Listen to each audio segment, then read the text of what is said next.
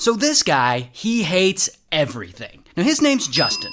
He hates his job, he hates that he's 32 and lives at home with his parents, but most of all, Justin hates the US government. In fact, he hates the government so much, he sues them several times over his student loan debt, and the lawsuits end up getting tossed out. And this makes Justin upset and bitter, and he starts thinking about starting some kind of revolution. But then, Justin gets a job in customer service at an insurance company, Progressive. And surprise, surprise, he hates that too. Specifically, he feels like they're not promoting him because he's a white man. So there he is, he's all fired up and full of anger, and he rants about society and the government and revolutions all the time on social media. He even writes a book about his grievances called A Revolution Leader's Survival Guide. He's just an all-around angry dude. But to his credit, despite being angry at everything, he still has control of himself.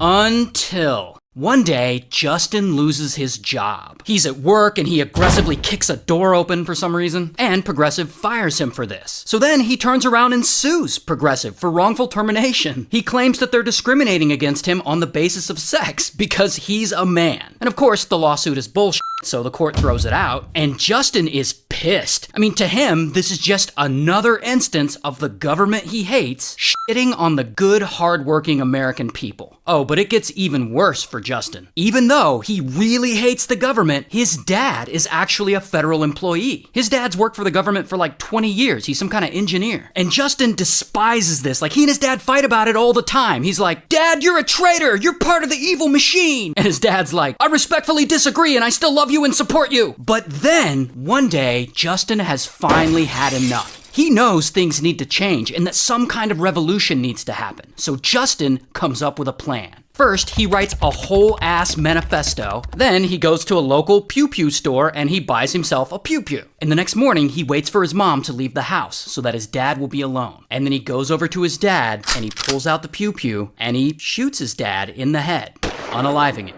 And if that isn't bad enough, he then gets a machete and he decapitates him. And he goes into his bedroom and he sits down at his desk and he hits record on his camera and he starts reading from his manifesto. If you are a federal employee and are listening to this message, now is your last chance to resign from the side of the traitors and join your countrymen in taking back your country. And in that video, he holds up his dad's head to the camera to show everyone. And I promise you, whatever you're imagining this scene is, it's worse. I've seen the video and it's fucking gruesome. Then he basically tells his viewers to go out and unalive any federal employee that they come across. And he asks them to unalive the head of the FBI, federal judges, the attorney general. Like, it's crazy. Then he stops recording and he uploads that video to YouTube. And then he swipes the keys to his dad's car and he gets in and he drives away. Sometime later, his mom gets home. And there, in the bathroom, she finds her husband unalived with no head. And she immediately calls the police and they start investigating.